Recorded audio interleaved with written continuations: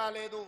మా నెట్టంపాడు, మా కోయిల్ సాగరు, మా సంగం బండలో ఒక బండ అడ్డం పడితే 10-15 కోట్ల రూపాయలు ఇవ్వక బండ బగలగొట్టక 10,000 ఎకరాలు పల్లెల్లో ఎడారిగా మారితే నీకు మనసు రాలే. సంగం బండలో బండ వలగొట్టలే. కానీ మేము వచ్చిన తర్వాత ఆ బండ బగలగొట్టి ఆ గ్రామాలకు నీళ్ళు ఇచ్చినాం. ఇవాళ కోయిల్ సాగర్, ఇవాళ మీ ఆర్టీఎస్, ఇవాళ ఈ ప్రాంతంలో ఉండే ఏ ప్రాజెక్ట్ అయినా ఎందుకు 10 ఏళ్లలో పూర్తి చేయలే? అదే కాదా నాడు ఉమ్మడి రాష్ట్రంలో జూపల్లి కృష్ణారావు గారు, చిన్నారెడ్డి గారు, డాక్టర్ మల్లు రవి గారు ఆనాడు కిరణ్ కుమార్ రెడ్డితో కొట్లాడి, ఆనాడు అరుణమ్మ గారు కూడా మంత్రిగా పాలమూరు రంగారెడ్డి ఎత్తిపోతల ప్రాజెక్టు పూర్తి చేయాలి, 12 లక్షల ఎకరాలకు నీళ్లు ఇవ్వాలి అని కొట్లాడి జూరాల నుంచి నీళ్లు తీసుకోవాలని పాలమూరు రంగారెడ్డి ఎత్తిపోతల పథకానికి అనుమతి తీసుకొచ్చారు. 16,000 కోట్లతోని ప్రాజెక్టు మంజూరైంది. 35,000 కోట్లు మొత్తం అంచనాలు వేసి టెండర్లు పిలిచిండ్రు. కానీ చంద్రశేఖరరావు వచ్చిన తర్వాత ప్రాజెక్టుల రీజైనింగ్ పేరు మీద 35,000 కోట్ల రూపాయల ప్రాజెక్టును 55,000 కోట్ల రూపాయలకు పెంచిండు. టెండర్లు పిలిచిండు, కాంట్రాక్టర్లకు ఇచ్చిండు, కమిషన్లు మెక్కిండు. జూరాల నుంచి నీళ్లు తీసుకోవాల్సిందని శ్రీశైలం బ్యాక్ వాటర్స్కు పంపించాడు. ఇవాళ శ్రీశైలానికే ఆ ప్రాజెక్టును తరలించడం వల్ల ఈరోజు పాలమూరు ఎడారిగా మారుతుంది. 10 ఏళ్లలో పాలమూరు రంగారెడ్డి పూర్తి చేసిన, కల్వకుర్తి పూర్తి చేసిన, భీమా నెట్టంపాడు, కోయిల్ సాగర్, రాజోలి బండ పూర్తి చేసి ఉంటే, తుమ్మిళ్ళ ప్రాజెక్టును పూర్తి చేసి ఉంటే ఇవాళ ఆంధ్రప్రదేశ్ మనకు అభ్యంతరం పెట్టకపోయి ఉండే. 10 ఏళ్లలో నువ్వు ప్రాజెక్టులు పూర్తి చేయలేదు, పాలమూరును పడావు పెట్టినావు కాబట్టి ఇవాళ మా ప్రాంతం ఎడారిగా మారింది. ఆనాడు 2014లో నేను కొట్లాడి తెచ్చిన మక్తల్ నారాయణపేట కొడంగల్ ప్రాజెక్టు ఒకనాడు ఉమ్మడి రాష్ట్రంలో రాజశేఖర రెడ్డి గారు ముఖ్యమంత్రి ఉన్నప్పుడు దివంగత నాయకుడు చిట్టెం నర్సిరెడ్డి గారు మొట్టమొదట ప్రస్తావించండు మక్తల్ నారాయణపేట కొడంగల్ ప్రాజెక్టు గురించి. ఆ తర్వాత వారు చనిపోయినాక దాని గురించి మాట్లాడిన వాళ్ళే లేరు. మళ్ళీ 2009లో కొడంగల్ ఎమ్మెల్యేగా నేను బాధ్యత తీసుకున్న తర్వాత ఆ కాగితాలు వెలికి తీసి నేను కొట్లాడి 2014లో ఈరోజు నా మక్తల్ నారాయణపేట కొడంగల్ ప్రాజెక్టు తీసుకొచ్చిన. ఆనాడు 1,500 కోట్ల రూపాయలతో అంచనా అయ్యింది. 1,500 కోట్ల రూపాయలతోని 107,000 ఎకరాలకు ప్రాజెక్టు కట్టడానికి అనుమతులు తెచ్చిన. 10 ఏళ్ళు నా మీద కక్షతోని, పాలమూరు మీద పగతోటి చంద్రశేఖరరావు ఈ ప్రాజెక్టును పక్కన పెడితే ఈరోజు నేను వచ్చిన తర్వాత తిరిగి వాటిని దుమ్ము దులిపి పనులు మొదలుపెట్టిన. ఇవాళ 4,500 కోట్ల రూపాయలతోటి మక్తల్ నారాయణపేట కొడంగల్ ప్రాజెక్టును పూర్తి చేయాలి 2 ఏళ్లలో అని ఈరోజు టెండర్లు పిలిచి పనులు ప్రారంభిస్తే ఇవాళ పగబట్టి ఆయన టీవీలలో, పేపర్లలో అడ్డుకుంటున్నారని అంటున్నాడు. నేను అడుగుతున్న చంద్రశేఖరరావు, నువ్వు 70 ఏళ్ళు మాకు అన్యాయం జరిగింది. మా ప్రాంతంలో నీళ్లు పోయినా, మా ప్రాంతం నుంచి తరలిపోతున్న కృష్ణానది జలాలు మాకు తాగడానికి, మా సాగునీరుకు రాకపోయినా ఈ దేశంలో ఎక్కడ ప్రాజెక్టులు కట్టినా, బాక్రానంగల్ కావచ్చు, శ్రీశైలం కావచ్చు, నాగార్జున సాగర్ కావచ్చు, ఎస్ఆర్ఎస్పి కావచ్చు, ఈ దేశంలో ఎక్కడ ప్రాజెక్టులు కట్టినా తట్ట పని, పార పని, మట్టి పని, చెమట తీసే ప్రతి పని మా పాలమూరు బిడ్డలు చేసి దేశానికి ప్రాజెక్టులను అందించారు.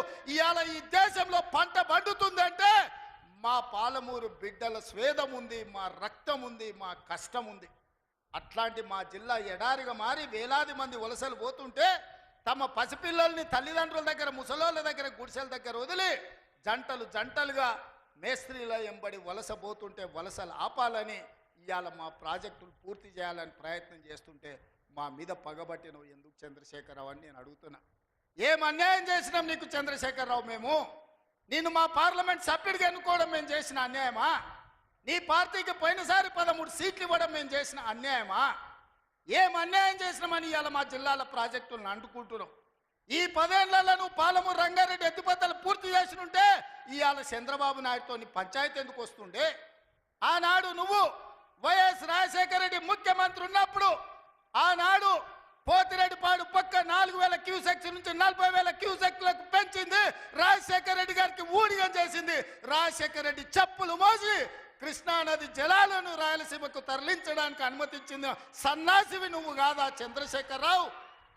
ఆనాడు నువ్వు ఊడిగం చేసి రాజశేఖర రెడ్డి పోతిరెడ్డిపాడు ద్వారా నీళ్లు తరలించకపోయిన కృష్ణానది జలాలు మళ్ళీ ఆయన కొడుకు జగన్మోహన్ రెడ్డి ముఖ్యమంత్రి అయిన తర్వాత ఇదే ప్రగతి భవన్, ప్రజల స్వేదంతో నిర్మించిన ప్రగతి భవన్ అధికారిక కార్యాలయానికి వైఎస్ కొడుకు జగన్మోహన్ రెడ్డిని పిలిపించి పంచభక్ష ప్రమాణాలు పెట్టి 6 గంటలు చర్చించి రాయలసీమ ఎత్తిపోతల పథకం రచించింది నువ్వు కాదా? ఇది ద్రోహం కాదా?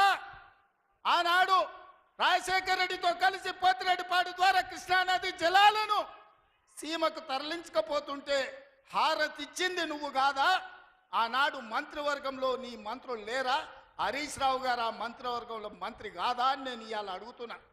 అదే కాదు, జగన్మోహన్ రెడ్డి గారు ముఖ్యమంత్రి ఉన్నప్పుడు ఏ నీళ్ల కోసం తెలంగాణ రాష్ట్రం తెచ్చుకున్నామో, ఏ నీళ్ల కోసం శ్రీకాంతాచారి లాంటి యువకులు, నూనూగు మిసాల యువకులు ఆత్మ బలిదానాలు చేసుకున్నారు, ఆ బలిదానాలతో సాధించుకున్న తెలంగాణలో కృష్ణానది జలాలు రంగారెడ్డి, మహబూబ్ నగర్, అదేవిధంగా నల్గొండ, ఖమ్మం జిల్లాలకు ప్రాజెక్టులకు భూములకు పారాల్సిన నీళ్లు రాయలసీమ జిల్లాలకు తరలించకపోతుంటే రాయలసీమ లిఫ్ట్ ఇరిగేషన్, అదేవిధంగా ముచ్చుమర్రి లిఫ్ట్ ఇరిగేషన్ నిర్మించుకుంటుంటే ఒక్క రోజైనా నువ్వు అడ్డుకున్నావా?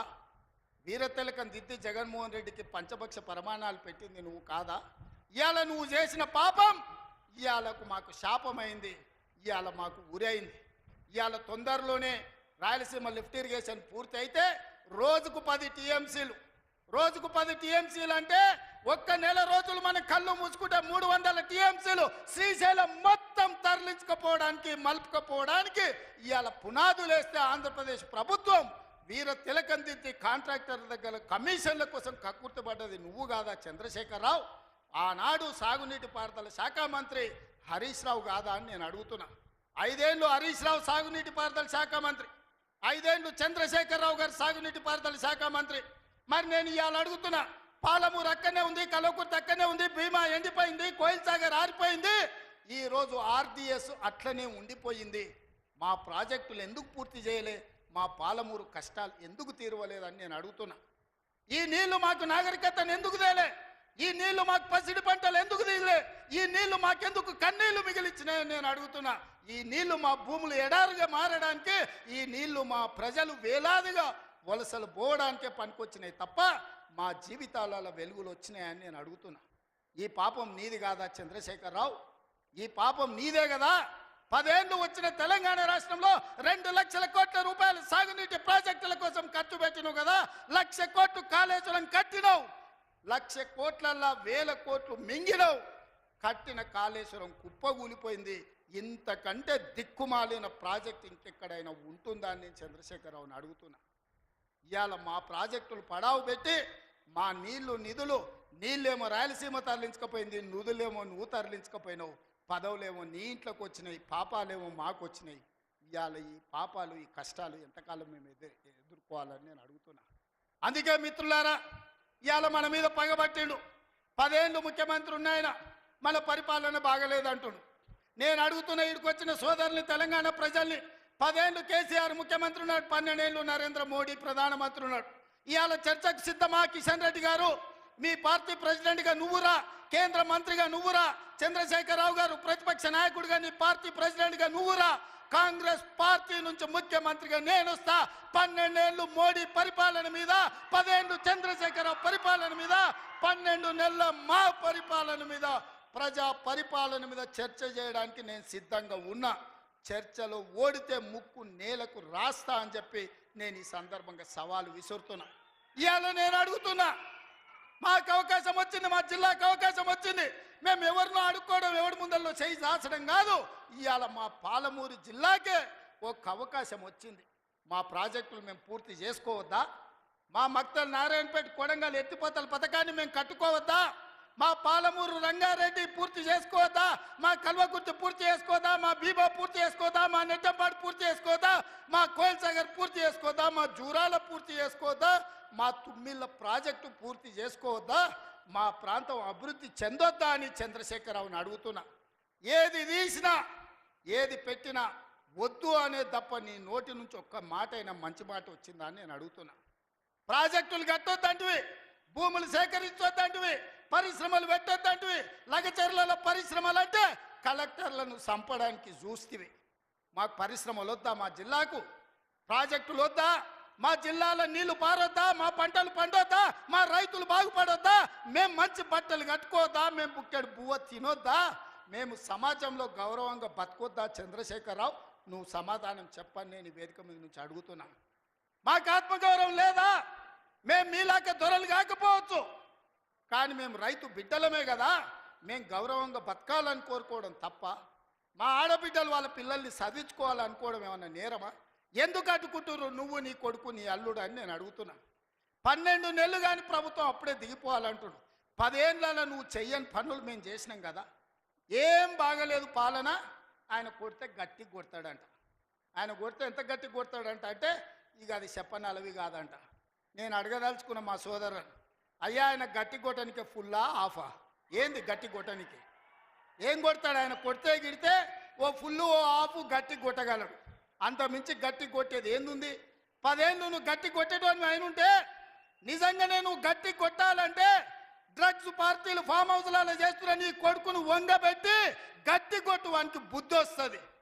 ఢిల్లీలో లిక్కర్ దందాలు చేసి తెలంగాణ గౌరవాన్ని తీసిన నీ బిడ్డను దవడ మీద అంగబెట్టి గట్టి కొట్టు. తెలంగాణ పరువు తీసినందుకు గట్టి కొడితే వస్తుంది.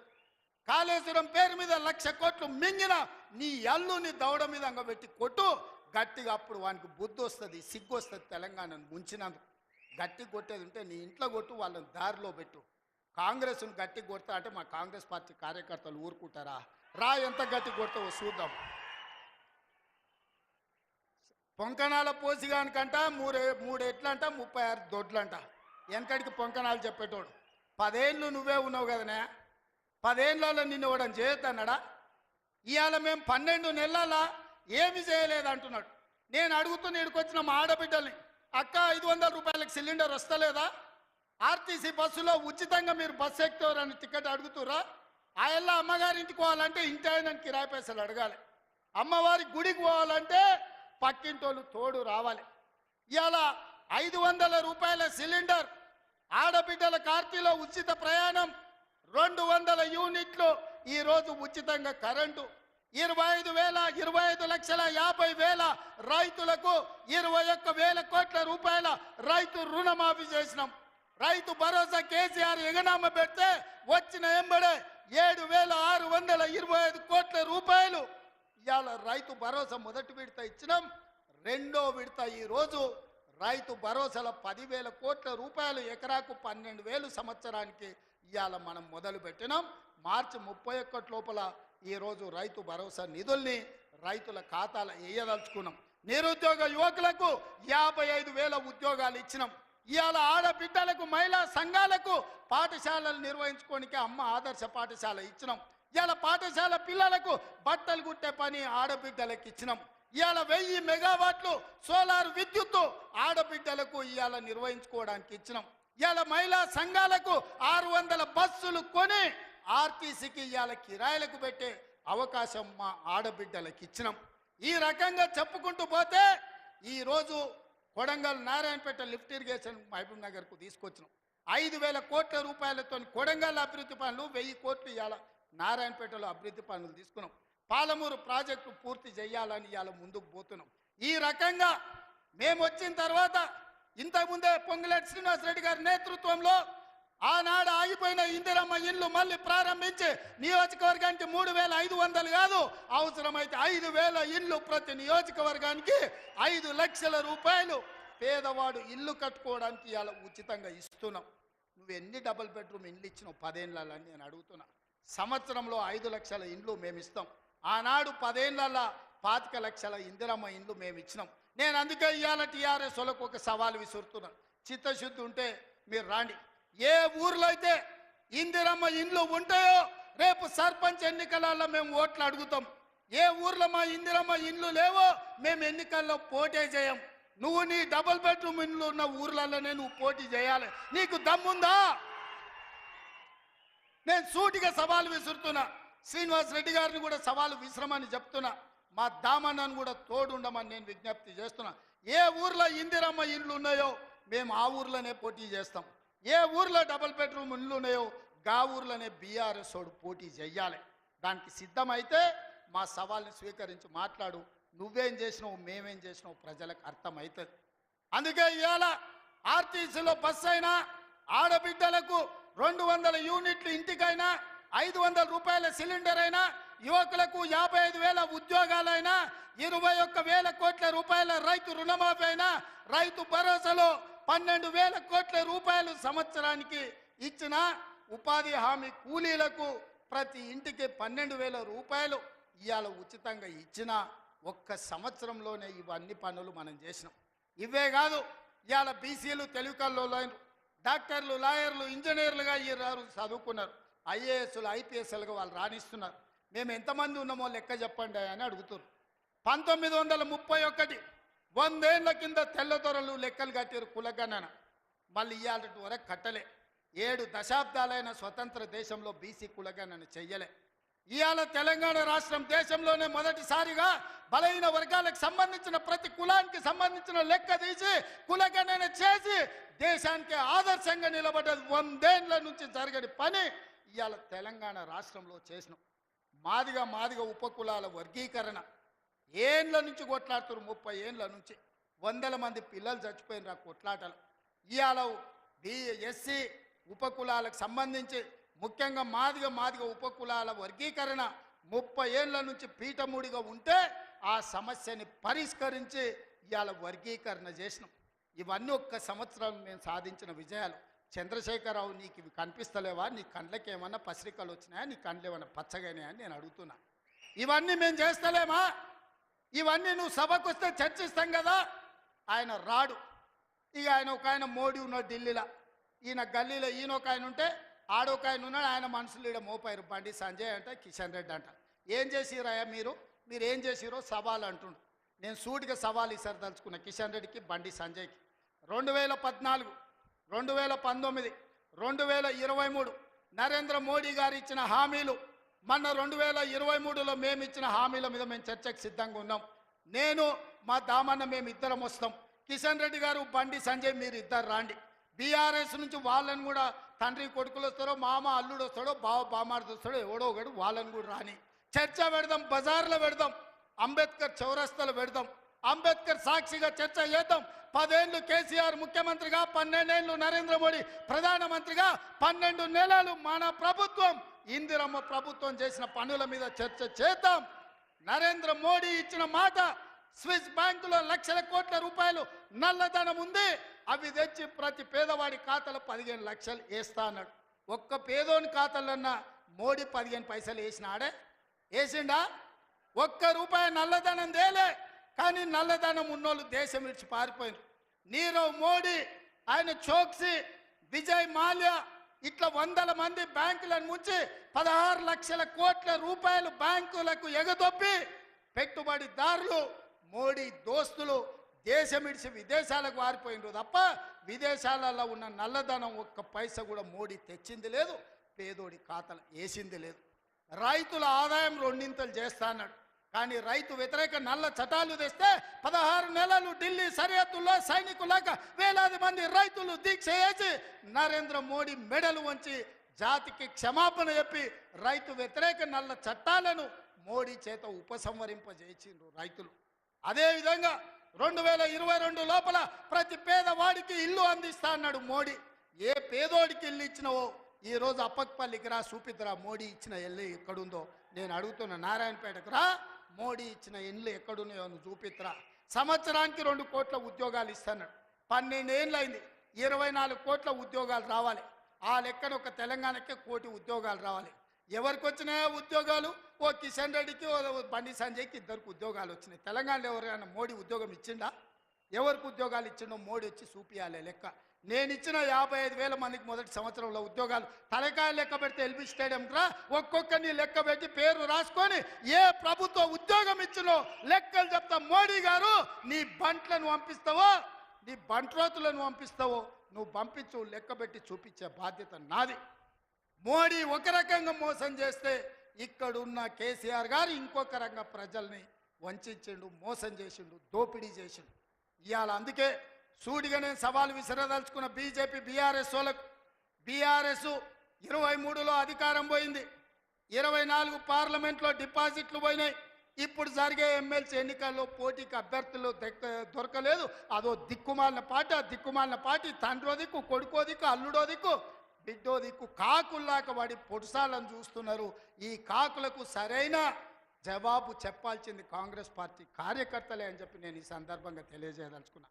మీరు అడగండి, 10 ఏళ్ళు వాళ్ళు పరిపాలన చేశారు, 10 నెలల్లో మనం అన్నీ చేయలేదని అంటున్నాం. 5 ఏళ్ల కోసం కదా ఈ ప్రభుత్వం ఎన్నికైంది. 5 ఏళ్లలో అన్ని పనులు పూర్తి చేసే బాధ్యత మనది. ఇవాళ అందుకే పేదలకు అనుకూలంగా పేదల పాలన ఉన్నది. పేదలు బాగుపడితే, పాలమూరు పచ్చబడితే వాళ్ళ కళ్ళు మండుతున్నాయి, వాళ్ళ కడుపు మండుతుంది.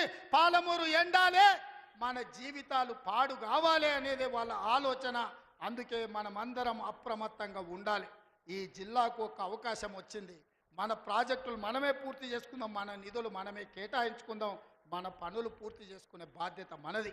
ఇవాళ నారాయణపేటకు ఇవాళ ముఖ్యమంత్రి వచ్చిందంటే 1000 కోట్లతోని పనులు ప్రారంభించుకున్నామంటే ఓ మెడికల్ కాలేజీ, ఓ నర్సింగ్ కాలేజీ, ఓ పారామెడికల్ కాలేజీ, ఓ ఇంటిగ్రేటెడ్ రెసిడెన్షియల్ స్కూల్, ఓ మహిళలకు పెట్రోల్ బంక్, ఇందిరమ్మ ఇండ్లు ఇక్కడి నుంచి రాష్ట్రానికి ప్రారంభించుకున్నామంటే ఇవాళ మనోడు మన బిడ్డ ఇవాళ ముఖ్యమంత్రి ఉన్నాడు కాబట్టి. పెద్దలు చెప్పిండ్రు మట్టికి పోయినా ఇంటోడే పోవాలి అని. ఇవాళ తెలంగాణ రాష్ట్రానికి మీ బిడ్డ ముఖ్యమంత్రి ఉంటే వాళ్ళ కడుపు మండుతుంది, కళ్ళల్లో నిప్పులు పోసుకుంటారు. ఇవాళ మన మధ్యలో పంచాయతీలు పెట్టాలని చూస్తారు, మన ప్రాజెక్టులు ఆపాలని చూస్తారు. అందుకే ఈ ప్రాంతంలో వచ్చే పరిశ్రమలైన సాగునీటి ప్రాజెక్టులకైనా భూసేకరణను అడ్డుకోకండి. మీకు నష్టపరిహారం అధికంగా ఇచ్చే బాధ్యత మాది. మీరు కొత్త ప్రాజెక్టులు, కొత్త భూములు కొనుక్కోండి, కొత్త ప్రాజెక్టులు కట్టుకోండి. 10 లక్షలు కానీ అవసరమైతే భూములు పోయేటోళ్ళకి 20 లక్షల రూపాయలు ఇప్పించే బాధ్యత నాది. మీ బిడ్డ ఉన్నాడు ఇక్కడ, మీ సోదరుడు ఉన్నాడు. మీరెవ్వరు బాధపడకండి, కన్నీళ్ళు పెట్టుకోకండి. ప్రభుత్వ ఖజానా నుంచి మన జిల్లాకు నేను ఈరోజు నిధులు ఇస్తా. మా అనిరుద్ధ్ రెడ్డి ఉన్నాడు, ఈరోజు ఉదండాపూర్ ప్రాజెక్టు గురించి చెప్తున్నాడు. ఖచ్చితంగా ప్రాజెక్టు సమస్యను తొందరలోనే పరిష్కరించే బాధ్యత నాది. నష్టపరిహారం ఇచ్చే ఉదండాపూర్ ప్రాజెక్టును పూర్తి చేసి రైతుల్ని ఆదుకునే బాధ్యత నేను తీసుకుంటా. ఇవాళ మీ కష్టాలు తీరవకపోతే, మీ సమస్యల్ని పరిష్కరించకపోతే మీ బిడ్డ తెలంగాణ ముఖ్యమంత్రిగా ఉండి ప్రయోజనం ఏందని నేను మిమ్మల్ని అడుగుతున్నా. సంపూర్ణమైన విశ్వాసం పెట్టుకోండి. లేక మనకు ఒక అవకాశం వచ్చింది. మన ఇంట్లోనికి మన బిడ్డకు అవకాశం వచ్చినప్పుడు శత్రువులు కుట్రలు చేస్తున్నారు, కడుపుల కత్తులు పెట్టుకొని బయలుదేరుతున్నారు, కౌగిలించుకున్నట్టే ఇకిలిస్తున్నారు, కౌగిలించుకొని కడుపుల కత్తులు పెట్టి పొడిచి చంపాలని చూస్తున్నారు. ఇట్లాంటి సన్నాసులకు గుణపాఠం చెప్పాల్సిన బాధ్యత పాలమూరు జిల్లా యువకుల మీదనే ఉన్నది. మిత్రులారా, పనిలో నిమగ్నమై ఉన్న పనులు చేసే బాధ్యత నాది, కాపాడుకునే బాధ్యత మీది. మళ్ళీ రాదు ఇట్లాంటి అవకాశం. ఇవాళ తప్పిపోయిందా మళ్ళీ 50 ఏళ్ళు అవుతుందో, 60 ఏళ్ళు అవుతుందో, 70 ఏళ్ళు అవుతుందో, 100 ఏళ్ళు అవుతుందో చరిత్రను మనం అంచనా వెయ్యలేము. ఇవాళ వచ్చినప్పుడే మన ప్రాజెక్టులను పూర్తి చేసుకుందాం, పాలమూరును పూర్తి చేసుకుందాం, కల్వకుర్తిని పూర్తి చేసుకుందాం, భీమా, నెట్టంపాడు, కోల్సాగర్ను పూర్తి చేసుకుందాం, మక్తల్, నారాయణపేట, కొడంగల్ ప్రాజెక్టును పూర్తి చేసుకుందాం. కొడంగల్లో పరిశ్రమలు తెద్దాం, మన ప్రాంత నిరుద్యోగ సమస్యని పరిష్కరిద్దాం. మీరందరూ అండగా నిలబడాలి. ఈ ప్రాంతాన్ని అభివృద్ధి చేసే బాధ్యత నాది. మళ్ళొక్కసారి సూటిగా కిషన్ రెడ్డి గారికి, బండి సంజయ్ గారికి, కేసీఆర్ గారికి, కేటీఆర్ గారికి నేను సవాల్ విసురుతున్నా. 12 ఏళ్ళు మోడీ పాలన మీద, 10 ఏళ్ళు కేసీఆర్ పాలన మీద, 12 నెలలు మా పాలన మీద మేము చర్చకు సిద్ధంగా ఉన్నాం. నేను మా సోదరుడు దామోదర్ రాజనరసింహ గారు మేము చర్చకు వస్తాం. తారీఖు చెప్పండి, ఏ సెంటరో చెప్పండి, ఏ సెంటర్ అయినా మేము తయారు. మీరు సిద్ధమైతే రాండి, ఎవరు ఏం చేసిండ్రో చర్చ చేద్దాం, తేలుద్దాం, తెలంగాణ ప్రజలకు వాస్తవాలు చెబుదాం. ఇంత గొప్ప కార్యక్రమాన్ని ఏర్పాటు చేసినందుకు మిత్రుడు శివకుమార్ రెడ్డి గారిని, అదేవిధంగా కాంగ్రెస్ పార్టీ కార్యకర్తల నాయకుల్ని, మా పర్ణికమ్మను మనస్ఫూర్తిగా అభినందిస్తున్నా. రాబోయే రోజుల్లో స్థానిక సంస్థల్లో కూడా మనం మన బలాన్ని నిరూపించాలి. పాలమూరి మొత్తం ఏకమై ఎవరిని సరిహద్దులకు రాకుండా చూడాలి. ఆ చూసే బాధ్యత మీదే అని తెలియజేస్తూ మీ అందరి దగ్గర సెలవు తీసుకుంటున్నా. మీరందరూ సిద్ధమేనా? సిద్ధమేనా? సిద్ధమేనా? యుద్ధానికి సిద్ధమేనా? సిద్ధమేనా? సిద్ధమన్న వాళ్ళందరూ